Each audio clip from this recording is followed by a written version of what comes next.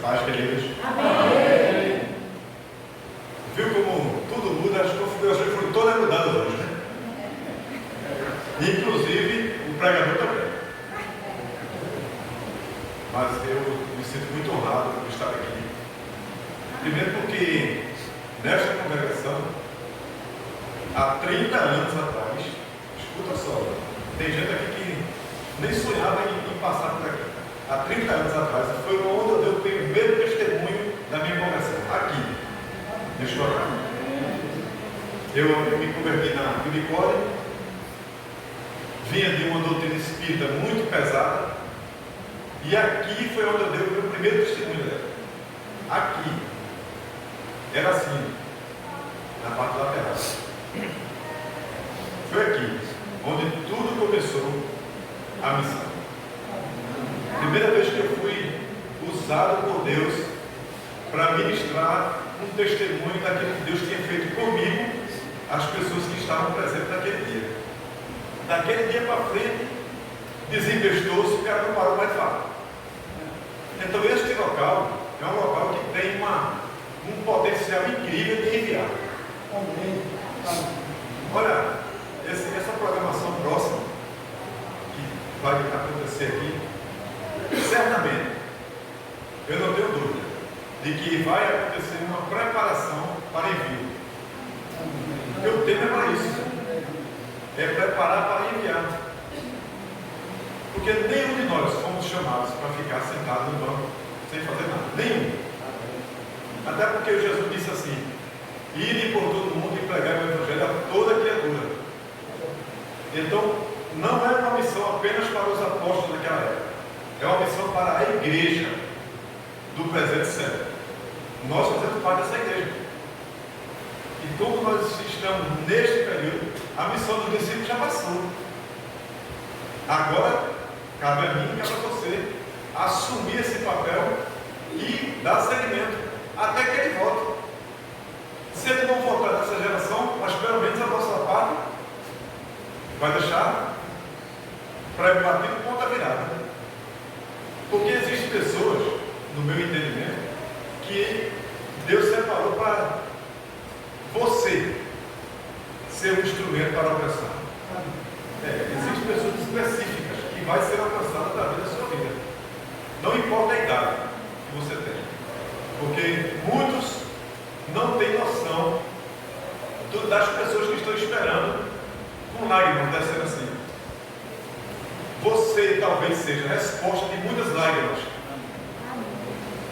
Muitas pessoas estão às vezes em casa, chorando, esperando um servo de Deus, ou uma serva. E quando você chega, quando vê, foi Deus que te enviou. E foi mesmo. E a igreja anda nesse nível de revelação. Ele leva para onde quer. Jesus disse que aquele que é nascido de Deus não sabe para onde vai, nem para onde vem. Assim é todo aquele que é nascido do Espírito. Ele é comandado por um ser que nem a morte pôde detê-lo. E está sentado à direita do Pai. Então esse é o nosso Senhor, Jesus. O qual nos salvou os irmãos aqui presentes, as irmãs. Queridos, eu trouxe um texto para a gente compartilhar. Eu tenho dificuldade de estar abrindo a Bíblia, mas tem um servo de Deus Altíssimo ali. Eu queria que você, por gentileza, botasse ali na João 6. Evangelho de João, capítulo 6.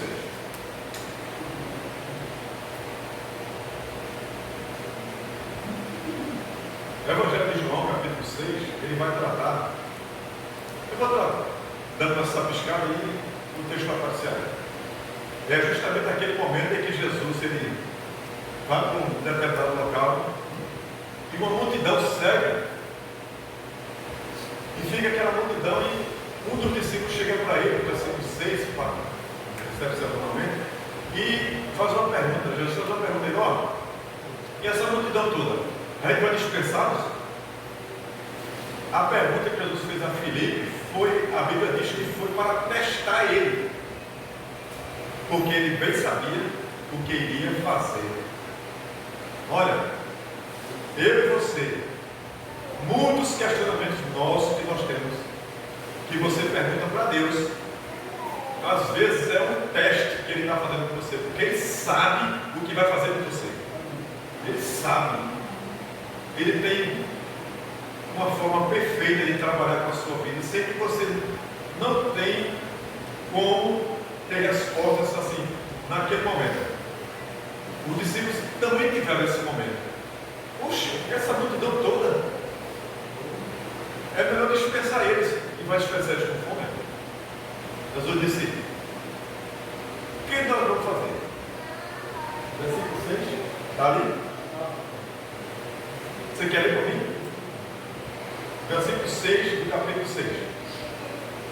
Mas dizia isso para experimentar, porque ele bem sabia o que havia de fazer. Não é assim que está escrito ali? Olha só, ele fez essa pergunta para experimentar qual seria a resposta que os discípulos iriam dar. Meus amados, queridas, muitas vezes o Senhor, Ele está esperando de você uma resposta sua, uma resposta que vá estar no nível do seu chamado. Quando Jesus chamou os discípulos com um propósito de ser um diferencial no meio da sociedade e não de mandar embora. Não é de mandar embora, é de alimentar. Então Jesus fez essa pergunta para ele para experimentar. Veja que coisa linda, experimentar. Você já foi experimentado pelo Senhor alguma vez? Em alguma área? Não, né? Mas se prepara. Porque tem coisa na vida que Ele está fazendo com o propósito apenas de experimentar qual é a inclinação do teu coração. Porque muitas tribulações e dificuldades que nós passamos, eu e você, é simplesmente um método de que um pai está olhando e observando qual é a tua inclinação, se você vai se render à palavra, à sua soberania, ou se você vai buscar recursos humanos. É simples assim, não vai mudar nunca. Ele perguntou aos discípulos na intenção de experimentar e ir lá, porque ele bem sabia o que iria fazer. Na cabeça de Jesus já estava definido o que ele ia fazer, como está definido na minha e na sua vida. Não se preocupe, ele já definiu o que vai fazer a seu respeito e as suas dificuldades. Não tenha nenhum cuidado além desse, de apenas descansar, porque ele sabe o que vai fazer. Ele é perfeito, ele é perito. Eu tenho uma frase que eu ando com ela já tem um tempo. Quando eu vou, eu falo: Jesus é perito em transformar tragédias em triunfo. Ele é perito nisso. Lázaro estava quantos dias morto? 4 dias. Morto. A irmã dele disse: Senhor, já cheira mal. Mas eu já te falei, se tu creres, tu verás a glória de Deus. Onde puseste o corpo? Vem. Aí ele foi. Desafio é com ele mesmo. Maria disse: vem e veja. Perfeito, eu vou. É para ir? Eu vou. Você quer que Jesus vá? Nos seus túmulos que estão parecendo que não tem mais jeito? Ele vai.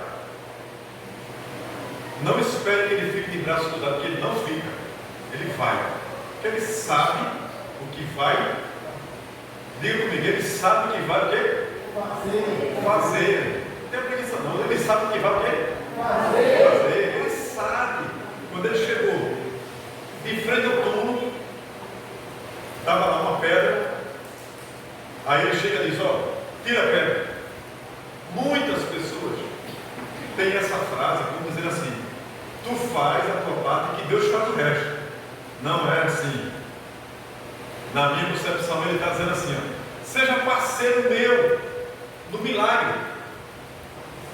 Seja parceiro meu naquilo que eu quero fazer com a humanidade. Tire a pedra.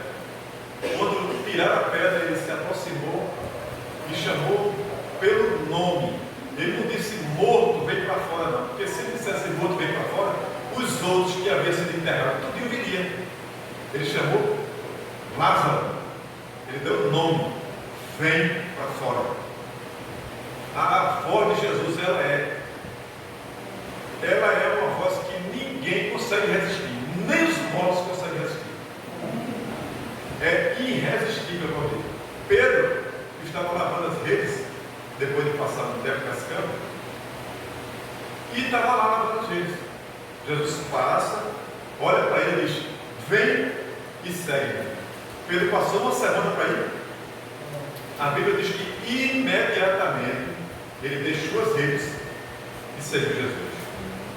Então isso vai me dizer que a voz de Jesus, ela é uma voz que ninguém consegue irromper com aquela realidade. Vem e segue.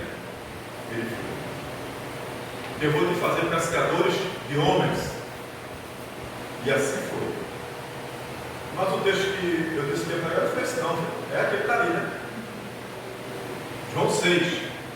Nesse texto de João 6, ele vai discorrendo o seguinte. Eu vou conversando e a gente vai salteando. Até ali ele disse que sabia o que ia fazer. Aí vai e traz uma criança com quantos pães de peixinhos? 3 e 2, né? 3 pães e 2 peixinhos. Aí ele pega aquele pão, diz a Bíblia que ele dá graça.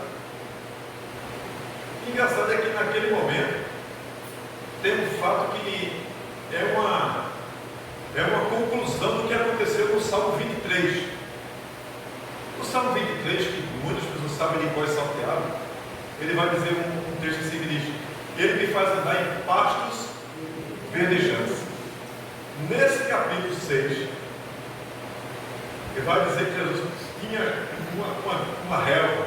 Ele mandou que todos sentassem ali. Estava ali sendo cumprida o Salmo 23. Ele é um pastor que levou o rebanho para pastos verdejantes. Estava cumprido ali o Salmo 23.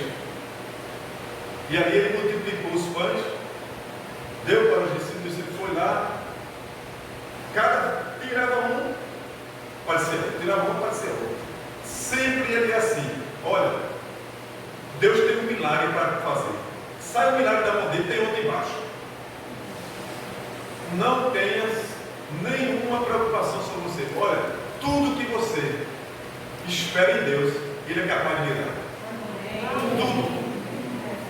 Filipenses vai dizer: aquele que começou a boa obra, Ele é fiel para completá-la. Agora, por que Ele é fiel para completá-la? Porque os recursos não faltam. Não somos nós que às vezes a gente vai começar a construção de alguma coisa, quando vê, eita, faltou dinheiro para comprar cimento, faltou dinheiro para comprar tijolo, areia. Com ele não tem esse problema. Ele tem recursos em abundância para transformar e fazer aquilo que ele começou, ele termina. Ele é fiel. E aí, nesse momento, os discípulos começaram a tirar o pão. Engraçado é que multiplicar o pão e o peixe. Né? Quando veio, ele diz: ó, recolhe tudo que sobrou. Isso é uma coisa interessante. Recolhe tudo que sobrou. Tem uma coisa que o Jesus ele sempre nos ensina, é que nada é dispensável no reino de Deus. Não existe resto para Jesus. Existe multiplicação em abundância. Não existe resto. E ali foi. Daqui a pouco, lá embaixo, mais abaixo no texto, você me perdoe, porque eu não tenho o hábito de fazer esboço. Não tenho. Eu já prego o Evangelho há 30 anos, que eu me converti em 92. Mas eu não tenho o hábito de fazer esboço. Minha cachorra aqui, graças a Deus, depois que eu sofri esse AVC, parece que melhorou. Aí o que é que acontece? Esse texto vai dizer lá embaixo, de que Jesus disse assim: eu sou o pão que desceu do céu. O pão que desceu do céu. Ele diz: olha, vossos pais comeram pão no deserto e morreram. Todavia, todo aquele que comer deste pão não morrerá. E os caras ficaram com aquele grito na cabeça. Ele disse: Eu sou o pão. E aí começou uma intriga na cabeça dos religiosos. Como é que ele pode dar da sua carne para a gente comer? Isso é uma intriga que às vezes surge na cabeça do crente. A sua carne é verdadeiramente comida e o seu sangue é verdadeiramente bebida. Como pode ser isso?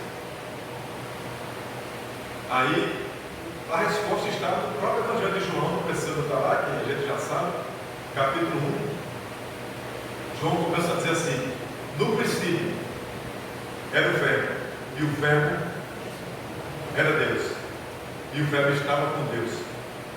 O que é verbo na palavra, né? Ele disse: e o Verbo se fez o quê? Ué, e ele disse que eu sou o pão que desceu do céu. Então aquilo que sai da sua boca é o alimento que dá vida ao homem. Não é a carne humana, mas é a sua palavra que sai da sua boca. Isso os homens, como é que ele vai dar? Não é este, porventura, o filho de Maria e de José? Aí José vai dizer: olha para aí, não me critiquem, porque nessa hora eles estavam indagando contra o Espírito Santo, os judeus, contra o Espírito Santo, porque quem estava falando ali era o próprio Deus. Porque o nascimento de Jesus foi diferente do nosso, não é igual ao nosso. Nós nascemos biologicamente, Jesus não. Jesus nasceu através de um milagre do Espírito Santo. Tanto é que quando ele chegou para Nicodemos, ele disse para Nicodemos: necessário vos é nascer de novo. Nicodemos ficou meio assim: como é que pode? Eu sendo velho, porque eu tinha um problema sério. Porque Nicodemos já era um homem velho, a mãe dele certamente já tinha morrido. Ele disse: pô, e agora? Eu vou botar no ventre de quem, né? Vê que confusão na cabeça de Nicodemos. Jesus disse: não, o que é nascido da carne é carne, bios. O que é nascido do Espírito, olha, o que é nascido do Espírito, ele está falando da palavra, a palavra criadora. O que é nascido do Espírito é Espírito. É justamente esse nascimento que Jesus estava falando, que todo crente deve ter. Quando nós encontramos com Jesus e que nos rendemos a Ele, esse novo nascimento é operado no reino espiritual. Nós nascemos através da palavra de Deus, não através de um sistema biológico gerado no útero. Não. Minha mãe, que graças a Deus ainda está viva, ela me gerou através de uma relação com meu pai, como foi em vocês. Você não é diferente de mim de jeito nenhum. Mas o nosso nascimento em Deus se dá através desse milagre da palavra que foi lançada sobre nós. O Espírito da vida, através da palavra, entrou em nós e gerou em nós uma nova vida. Pois se alguém está em Cristo, nova criatura é, as coisas velhas foram para onde? E eis que tudo novo. O que é tudo? Tudo é tudo. T-U-D-O, tudo. Não são algumas coisas, é tudo. Não é a minha educação que mudou, não é o meu jeito de falar que mudou, é tudo. Tudo, quando Jesus fala sobre tudo, ele diz tudo de verdade. A minha vida, ela tinha um destino que foi mudado, foi transformado em uma esperança que não falha. E essa esperança, ele disse que um dia eu vou voltar para buscar vocês. Agora, para poder nós subirmos com ele, é preciso comer da sua carne. Ué, mas como você morreu há 2000 anos? E agora está sentado lá em cima. Mas ele deixou nos discípulos parte da sua carne, que é a palavra. E os discípulos começaram pelo mundo, pregando. Veio Mageno, chegou até nós. E agora vai chegar na Ilha de Santana inteira. Porque esse é o propósito. É que essa palavra, ela comece a multiplicar e alcançar as vidas que estão destinadas a desfrutar de uma vida eterna. comendo deste pão, o pão que desceu do céu. Olha, engraçado é que no Antigo Testamento, lá em Êxodo, quando o maná começou a cair no chão, que os hebreus começaram a colher, eles disseram assim: o que é isso? O que é isso? Eles não tinham noção do que era aquilo ali, não sabiam o que era, porque nunca tinha acontecido antes esse fato.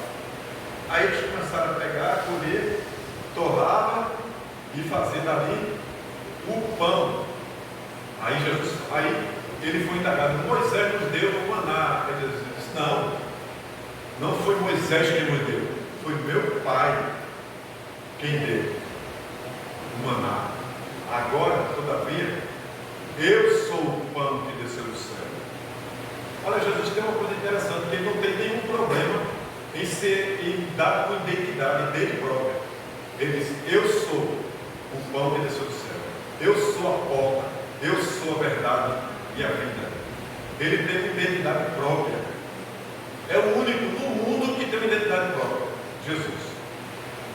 Ele não tem nenhum problema. Quando você diz assim: eu sou de Jesus, você diga isso com convicção, porque quem é de Jesus, toda essa estrutura de que ele é a porta, ele é o pão que desceu do céu, ele é a vida, ele é o caminho, vai sendo gerada uma expectativa para as pessoas trafegarem pela sua vida, desfrutando com essa mesma possibilidade de alcançar o milagre da salvação.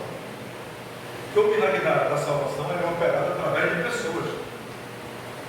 Lá em Judas diz que os anjos almejaram fazer isso que nós fazemos. Não, esse serviço não é dos anjos. A Bíblia diz que os anjos acampam ao nosso redor para nos guardar. Essa é a função dos anjos. Pregar o evangelho cabe a mim e a você, a ninguém mais. O ímpio pode fazer isso? Não. O ímpio não faz isso porque ele, na sua estrutura de vida, ainda é uma velha natureza caída que não se rendeu ao Senhor.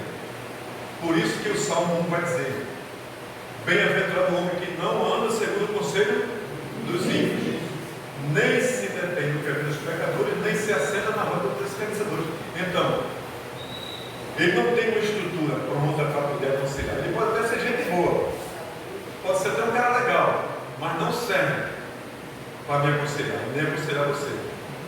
Quem serve para aconselhar você? Seu pastor, seu diácono da igreja, os irmãos que colaboram com a igreja. Esse sim. Por quê? Porque eles tiveram experiência com o pão que desceu do céu. Eles se alimentam dessa palavra. E aí eles podem transitar através dessa palavra um conselho que vai ser um conselho que veio do céu e que vai dar uma direção perfeita para você. De outra forma, o conselho do ímpio, a Bíblia diz que é desastroso.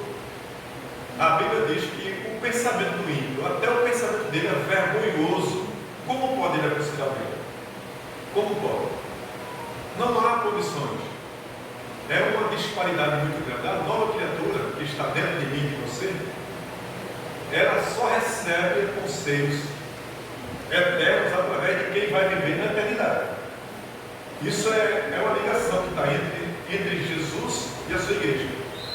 Aquilo que alimenta meu espírito vai satisfazer, porque a identificação da eternidade já está nessa vida que nós recebemos. Porque a Bíblia diz lá em Efésios capítulo 2: e vos vivificou estando vós mortos em delitos e pecados. Efésios 2:1. E vos vivificou. Se ele vivificou é porque já tinha tido uma vida antes.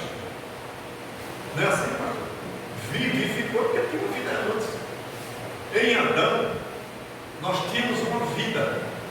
Só que quando ele pecou, que ele morreu, não foi só o físico dele que morreu, foi o seu espírito que morreu. E daí ele começou a gerar pessoas com o espírito morto dentro dele. E não tinha como esse espírito reviver. Apenas através de Jesus é que os homens voltaram a ter vida. Tanto que quando Pedro ouviu Jesus dizer: vem, segue-me, aquela voz deu vida ao espírito morto que estava dentro de Pedro, e ele Epa, essa voz eu conheço. Jesus disse em João 10: as minhas ovelhas ouvirão a minha voz e saberão que sou eu. Estou chamando. Não é assim? Então, quem é ovelha de Jesus sabe que ele está chamando. O Espírito vai testificar. A Bíblia diz que o Espírito testifica que nós somos um. Por que nós somos um? Porque a nossa identificação com a eternidade já está feita em Cristo Jesus. Foi a obra da cruz que fez isso. E essa obra da cruz, ela nos trouxe para perto dele, para nos enviar. Não nos trouxe para ter uma vida de comodismo. Não. Vida de comodismo quem tem é o ímpio. O crente não tem vida de comodismo. O crente tem uma vida de lutas e batalhas, triunfos e de vitórias. Porque ele vai dizer, quando Pedro disse: tu és o Cristo, Filho do Deus vivo, Jesus disse: eu sei, quem te revelou não foi tua carne, a tua carne caída, não foi não, quem te revelou foi meu Pai. Era o Espírito que já estava ali identificando: tu és o Cristo, Filho do Deus vivo. Aí Pedro vai e Jesus vai dizer para ele: olha, sobre esta pedra, sobre essa declaração, essa confissão, eu estabelecer, vou edificar a minha igreja. E ele disse: e as portas do inferno. Complete para mim, por favor. Mas desse jeito, sobre esta pedra edificarei a minha igreja e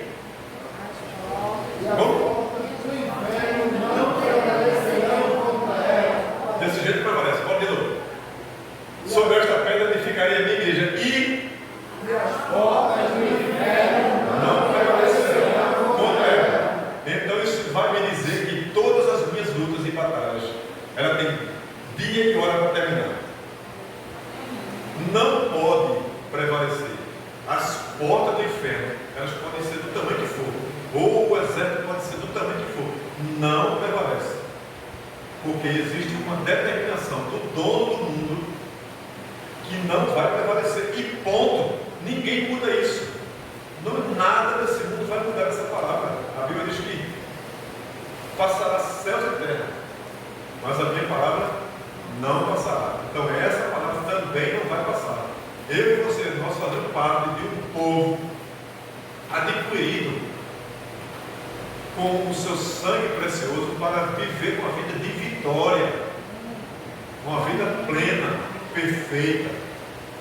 Ah, mas a gente tem tanta dificuldade. Glória a Deus que temos, porque nessa dificuldade nós vamos anunciar para o mundo quem é nosso dono, quem governa a nossa vida. Salmo 24, versículo diz assim: do Senhor é a terra e a sua plenitude, o mundo e todos que nele habitam. Então eu e você, nós temos um dono. Nós somos gerenciados por um dono perfeito, que ama perfeitamente, não sofre alteração. O amor de Deus por mim e por você não tem alteração. Porque você está triste, porque você está chateado, porque você está com problema, porque você está doente. Ele não tem problema em te amar. Não tem. O amor dele é sempre numa linha reta. Não é feito nós que encontra motivos para amar. Ou então alguma coisa que nos dê sustentação. Ele não precisa disso. Ele é amor e nunca ele vai mudar. Então, um detalhe muito importante desse amor de Deus. Olha, você lê a Bíblia todo dia?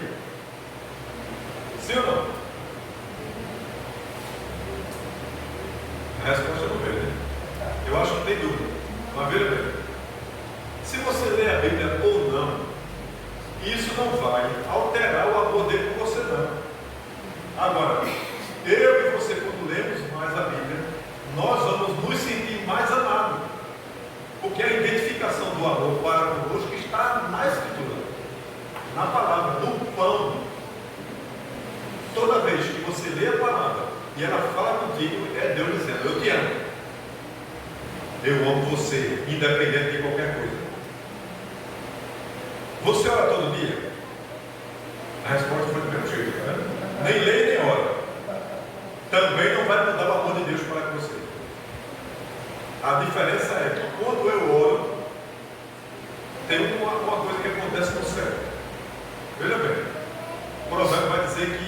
sacrifício dos ímpios, olha, presta atenção, isso é muito sério. O sacrifício dos ímpios é abominação para Deus. Mas a oração dos justos é o seu contentamento.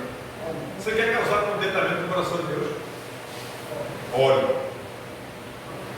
Ore. Você causa contentamento no coração de Deus. Agora você sabe o que é trovão? Trovão. O encontro das nuvens. O trovão é Deus se embolando quando você conta os seus sonhos, sabia? Quando você conta o seu sonho para Deus, ele cai, ele se embola de tanto rir. Meu Deus, que sonho! É sério, que eu tenho para tu é muito maior. É muito maior. Deus tem planos perfeitos que não falham. Jó entendeu isso e disse: bem sei que tudo podes, e nenhum dos teus planos pode ser o quê? Oxi! Nenhum dos teus planos pode ser o quê? Frustrado, pode não. Nenhum dos planos que Deus traçou a seu respeito e a meu respeito pode ser frustrado. Você pode estar passando por crise, por dificuldade, por qualquer situação. Não vai ser frustrado no plano de Deus. Sempre vai acontecer algo que Deus vai lhe dar um escape, porque Ele é perfeito. Não falha, Deus não falha. Não tem como falhar. Afinal de contas, desde que Adão e Eva pegou para cá, essa multidão de gente todinha que nasceu e morreu, Deus escolheu a mim e a você para errar conosco. A Bíblia diz: seja todo homem mentiroso, porém Deus o quê? Verdadeiro. É impossível que a sua palavra minta. Não tem como, a sua palavra é verdadeira. Ele não pode mentir.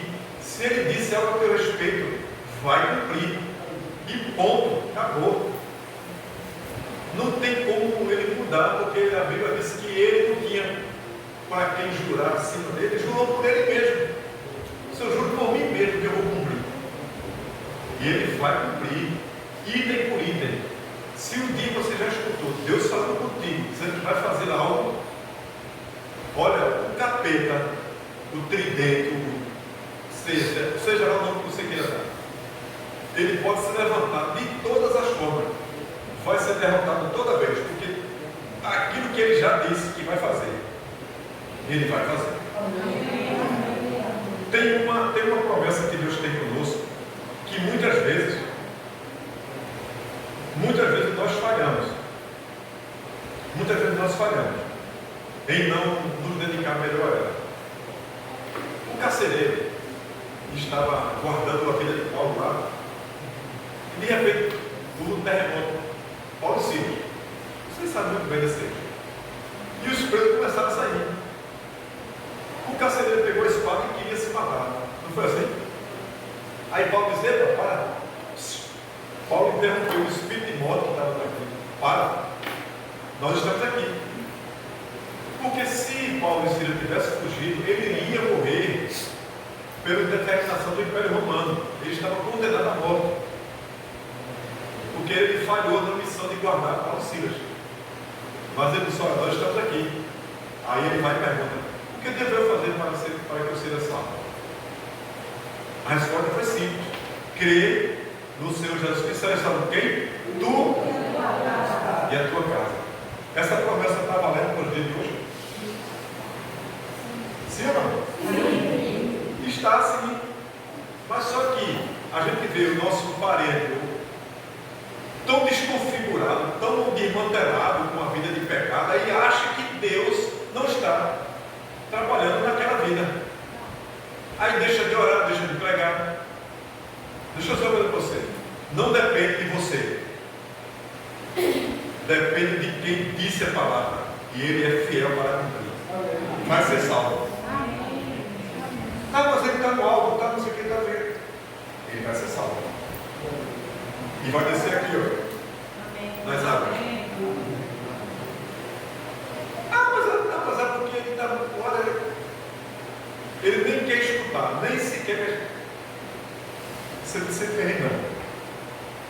Que é aquele que começou a boa obra. Quem é? Ele é fiel. Ó, começou, não é que ele vai começar. já está em andamento, o processo não para, ele vai alcançar. Quando eu me converti, há 30, na minha casa eram todos envolvidos com o espiritismo. Todos. 18 anos depois, olha só, né? 18 anos, fiquei maior como crente. Já estava no batalhão trabalhando, no Desafio Jovem de Recife. Minha mãe se rendeu a Jesus. 18 anos depois.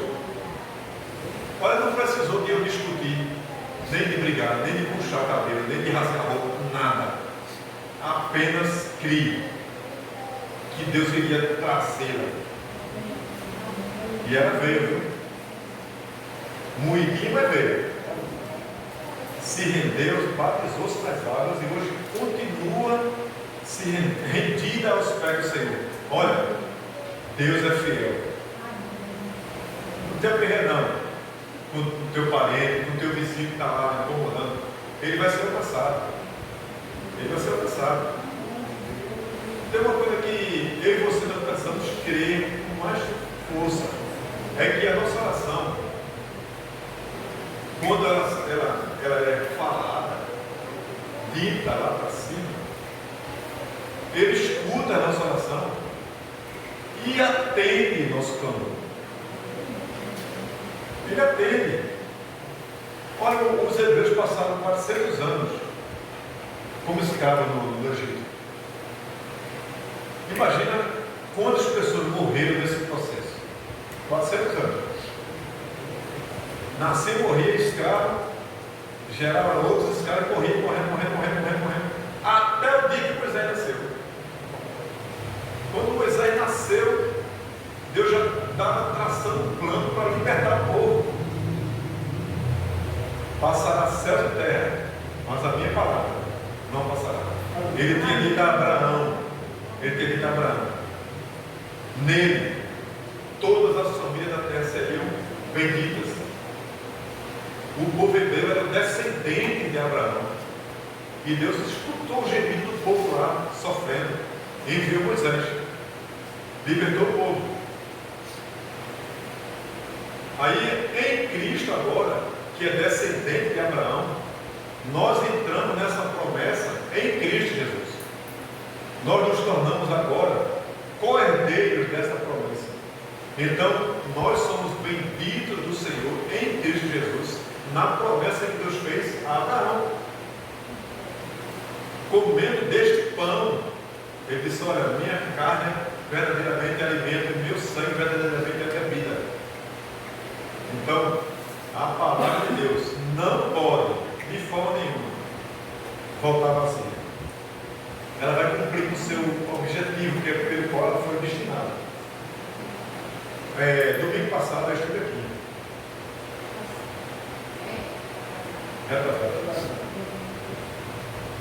Veja uma foto. O irmão André foi que ministrou aqui. Ele falou sobre o mandamento: não farás para ti imagem de escultura, somente ao Senhor teu Deus adorarás, e a ele prostrarás. Somente. Hebreus capítulo 20, não foi, meu irmão? Caixola está boa, viu? Só entra uma vez. Aí o que é que acontece? Somente a ele adorarás. Então, quando nós nos rendemos a quem de direito faz a sua parte. Ele vai fazer aquilo que eu e você nós não podemos. A nossa limitação é muito grande. E graças a Deus pela nossa limitação. Porque se nós não fôssemos limitados, nunca nós iríamos nos recorrer a Deus. Super-homem? A nossa limitação, ela é propósito de Deus para nós dependermos de quem tudo pode. Ele pode fazer, ele pode estar agora na sua casa, com seus parentes, nos hospitais visitando os doentes, aqueles que não puderam estar aqui hoje. Ele pode estar visitando quem é onipresente, onipotente e onisciente. Ele tem esses 3 pilares onde ele repousa toda a sua glória: onipresente, onipotente e onisciente. Somente ele tem essas 3 características e ninguém mais. Jesus assumiu essa mesma característica. Ele estava no túmulo, daqui a pouco ele estava no meio da sala onde os discípulos estavam. Depois que ele ressuscitou, não foi não? Alguém ouviu a porta bater para ele entrar? Não. Por quê, né? Porque ele já havia vencido a parte física, o seu corpo glorificado, transpassado. Ele entrou no meio dos discípulos e disse: Pai seja convosco. Por que Pai seja convosco? Porque os discípulos estavam todos apavorados. E ele disse: Paz. Ou uma pessoa pode ter paz no mundo que já não falei, e onde as pessoas estão perseguindo. Ele pode. Ele pode dar paz. Ele disse: não dou a paz como o mundo dá. A minha paz vos dou, não vos dou como o mundo dá. João 14 é isso. A paz dele é diferente. A paz não é um estado emocional. A paz não é uma noite de descanso. A paz não é uma rede debaixo de um sombreiro. A paz é uma pessoa. Essa pessoa disse: eu dou a paz. Não atemorize o vosso coração. Crede no Pai, crede também em mim. Então, ele vai voltar e diz: eu vou preparar lugar para que onde eu estiver, vocês estarão também. Amém. Quem quer ir? Eu não vejo na hora, né? Deixa eu aquecer seu coração, dizer uma coisa bem interessante. Está chegando o dia, viu? Está chegando o dia, está mais perto do que nunca. Os sinais do mundo inteiro já estão dando notícia de que ele já está vindo. Se os sinais estão acompanhando e você está atento, você também deve estar com expectativa no seu coração de que a qualquer momento, talvez antes de chegar em casa, ele nos chame. Essa é a nossa esperança de que ele vai voltar. E se ele vai voltar, melhor é que nós estejamos bem. Bem que eu digo é cientes da nossa posição, porque não foi conquistada a nossa ida para lá, nem com ouro nem com prata, mas com o sangue precioso que foi derramado na cruz do Calvário, que ele nos lavou para esse propósito de nos levar de volta para a casa do Pai, de onde nós estávamos antes, porque o nosso espírito já é dele. Agora a nossa humanidade precisa estar reconhecendo esse ponto. A nossa humanidade, que eu digo, nossa alma, nosso psique, de estar lendo, orando, buscando ter comunhão com os irmãos, de estar presente, sempre anunciando o reino, porque dessas coisas é que se identifica a vida de um cristão. A vida de um cristão não é uma Bíblia embaixo do braço. Não é o estilo de roupa que ele veste, mas é o estilo de vida dele. A forma como ele vive na sociedade. Esse verdadeiramente é cristão. Lá no livro de Atos, pela primeira vez eles foram chamados, e Teoguida foi a primeira vez que eles foram chamados cristãos. Por quê? Porque o estilo de vida deles revelava isso. Poxa, esse cara é diferente. Esse cara é diferente. Essa mulher é diferente.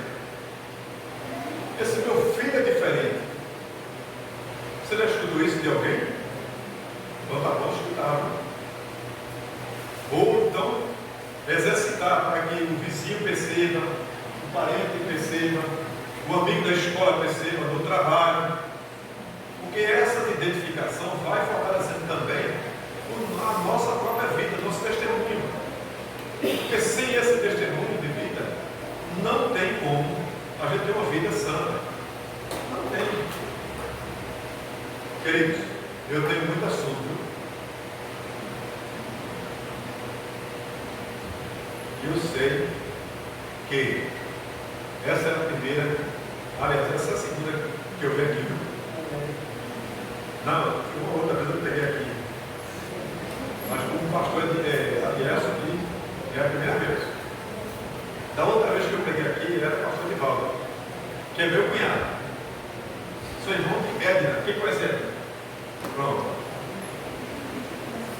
Então, quando o advogado pastor aqui, eu preguei uma vez aqui. E agora, o pastor Aliás, ele gosta de chamar até década, mas não tem Aliás. Nós nos conhecemos, vou dar esse testemunho para encerrar, desde a nossa adolescência. Olha, antes e antigamente. Nós morávamos no mesmo condomínio ali, onde ele mora hoje, e a gente tinha uma comunhão ali de amigos. A primeira pessoa que me deu uma Bíblia de presente, que mudou a minha história, foi a irmã dele.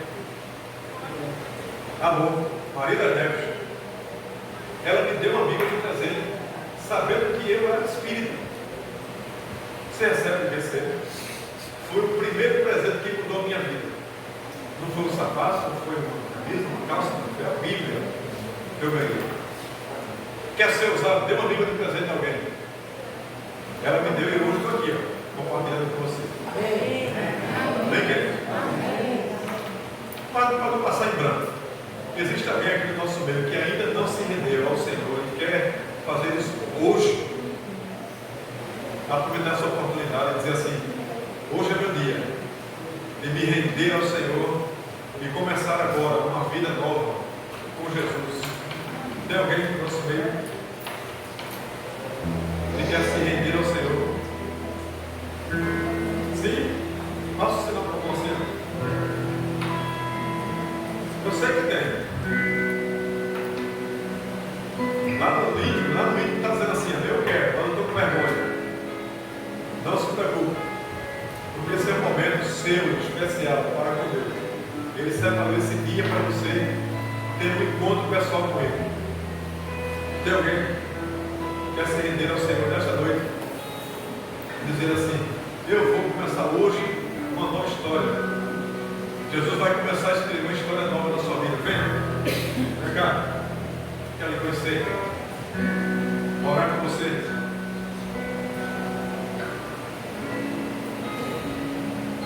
Tem alguém? Olha, fique em paz. Não há problema algum. Que a palavra que foi ministrada hoje no seu coração, ela é uma semente poderosa. Vai ter uma hora que ela vai desabrochar e você vai se render.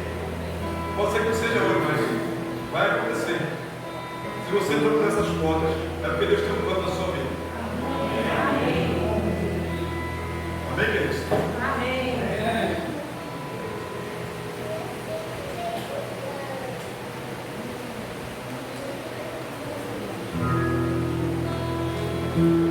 Amém. Que Deus continue enchendo de graça a vida de Antônio. Deus continue usando a sua vida para o louvor da sua glória. Se você está aqui e se acha incapaz de ser usado por Deus, tira isso da tua cabeça. Porque no início da mensagem foi dito que o Senhor já sabe o que vai fazer com você. O Senhor já sabe. Ele já sabe o plano poderoso que Ele vai ter em sua vida. E a palavra diz que os planos do Senhor é plano de bem, não é plano de mal. O plano de Deus só é o melhor para a sua vida. Às vezes a gente se segura, pastor, não dá, porque eu não sei. Ó, plano de Deus é o melhor para a tua vida. Não é plano de homem, não. Nem pense que aqui a igreja tem um plano para você. Não, quem tem um plano é Deus. Ele sim tem um plano perfeito para você. E é como o nosso mensageiro falou, o Senhor já sabe. Irmãos, é só uma questão de tempo. O Senhor já sabe o que vai fazer com a tua vida. E a coisa boa é para o louvor e glória dele. Está lá em Romanos 11:36. Dele, por ele e para ele são todas as coisas. Você será obra das mãos do Senhor. Você e aqueles que não estão aqui, porque a onipresença de Deus alcança a todos. é plano perfeito. Vamos orar, vamos agradecer por esse momento. Sei que as palavras que foram colocadas aqui nessa noite, a mensagem coube em cada alma aqui presente. Olha, eu estava aqui sentado e eu estava falando com o Senhor, dizendo assim: Senhor, a conferência já começou, porque já tivemos uma mensagem de um visitante presente, que há 30 anos se converteu, passou por aqui, já é a segunda vez, e olha, mensagem nova já está chegando no nosso aprisco. Mensagem nova já está chegando no altar da nossa vida. Nós louvamos pela vida de Antônio, sua esposa, toda a sua família. Amamos servir a Deus.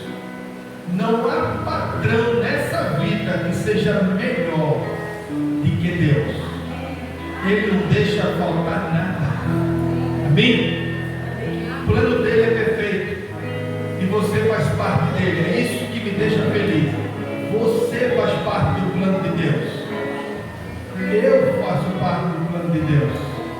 Cada um de nós estamos aqui, fazemos parte do plano de Deus. Pastor, o que é que eu vou fazer? Já está no plano. Ele sabe o que você vai fazer. Que coisa boa. Fecha teus olhos.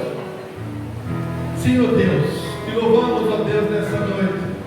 Obrigado, Pai, pela tua palavra. Ela é viva, ela é eficaz. Foi dito nesta noite, Deus, que as portas do inferno não prevalecem com o avanço da igreja.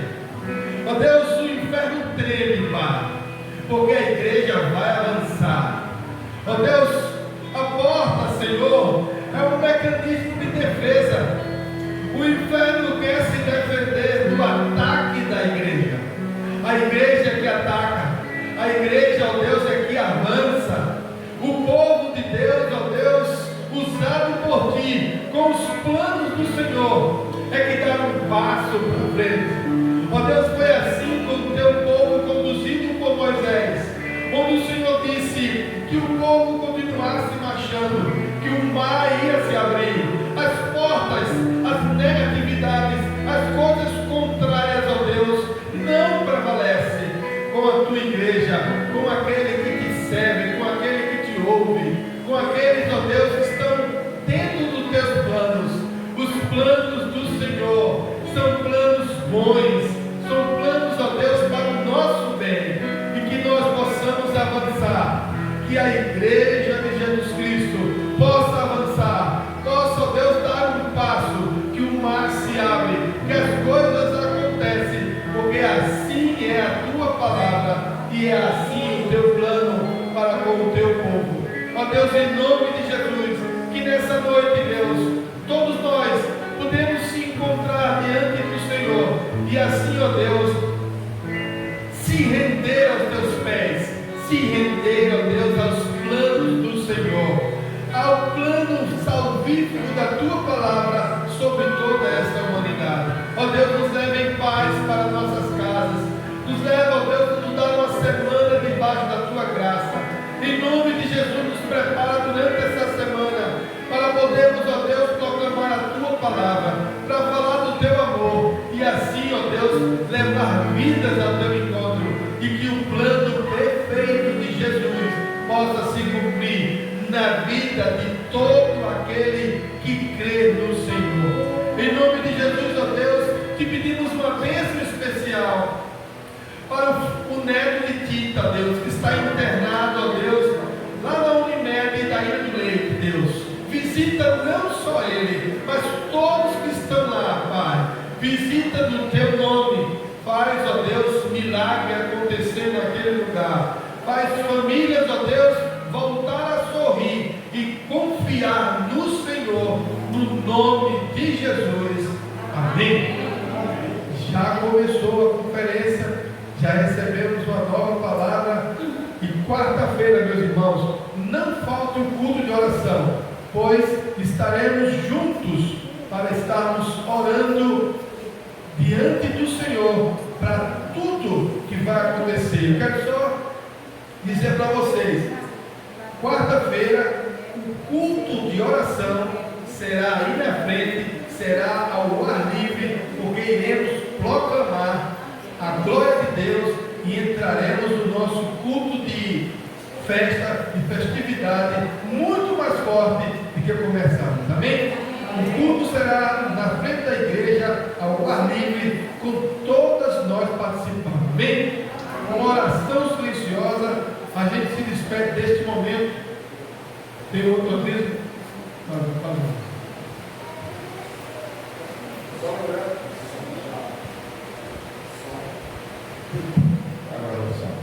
Só lembrando uma programação da nossa igreja, que é nas terças-feiras aqui temos o grupo dos homens, o encontro dos homens Batista.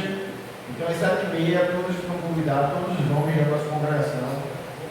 Nas quartas-feiras, que vai ser o culto de oração, que o pastor acabou de falar, vai ser o culto aqui ao ar livre, estão todos convidados. Na quinta-feira tem o encontro das mulheres MCM, aqui também é na igreja, às 3h30. Temos também aqui, o nosso banner. Senhor, eu quero mais de mim, que é já nessa semana que inicia a nossa conferência. Então, sexta-feira, a gente já inicia já o nosso primeiro dia de conferência com o pastor Diácono Vladimir. Não venha só, o pastor já está reforçando. Traga seu vizinho, traga seu irmão, sua mãe, faça essa ponte para que eles também possam ir escutar a palavra que os pregadores vão trazer nessa noite. Na sexta-feira vai ser o nosso diácono Vladimir. No sábado e no domingo vai ser o pastor Roberto Schuller. Então toda a igreja está convidada a vir e trazer também um visitante ou algum parente, inclusive vizinho.